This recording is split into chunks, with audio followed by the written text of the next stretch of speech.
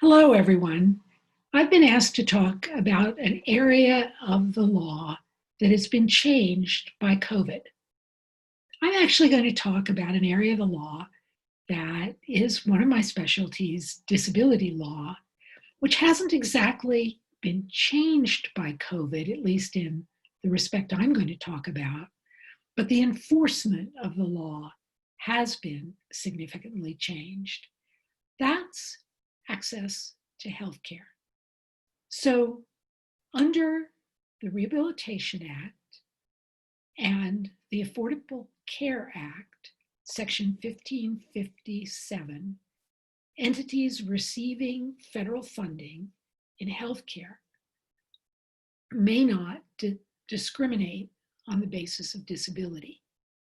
That's been true since 1973, that if you get federal funding from Medicare, Medicaid, other sources of federal funding, you can't discriminate on the basis of disability in treating your patients. So why did hospitals accede to pandemic plans for influenza in 2005, 2006, 2007 that allowed people with disabilities to be categorically deprioritized regardless of their likelihood of survival for crisis care, like ventilators? Why didn't they think about the possibility that that might be discrimination prohibited under the Rehab Act? And then, of course, after 2010, and the later implementation timetable of the Affordable Care Act, under the Affordable Care Act, they just didn't think about it. So state after state and facility after facility had influenza pandemic plans that categorically excluded people with neuromuscular diseases or cerebral palsy and other disabling conditions from being treated equally with respect to access to ICU beds or ventilators or other forms of crisis care. So enter 2020 and COVID-19. These pandemic plans from 12 years ago got dusted off the shelf, and people were ready to implement them when the crisis of COVID threatened to overwhelm hospitals. And all of a sudden, disability rights groups really noticed. They brought complaints to the Office for Civil Rights at HHS, which agreed with them. And state after state has now settled, including Utah, the most recent settlement, to remove any categorical exclusion of people with disabilities from crisis care standards.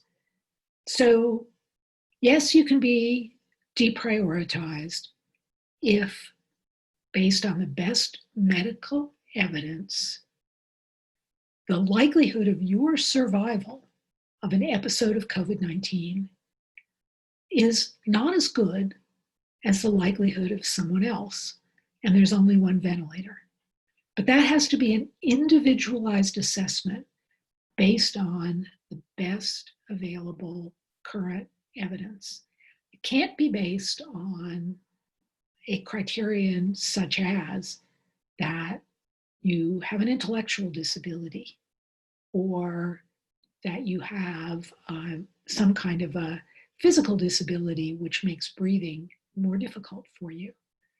So COVID-19 brought better enforcement of the Rehab Act and the ACA in the area of disability non-discrimination.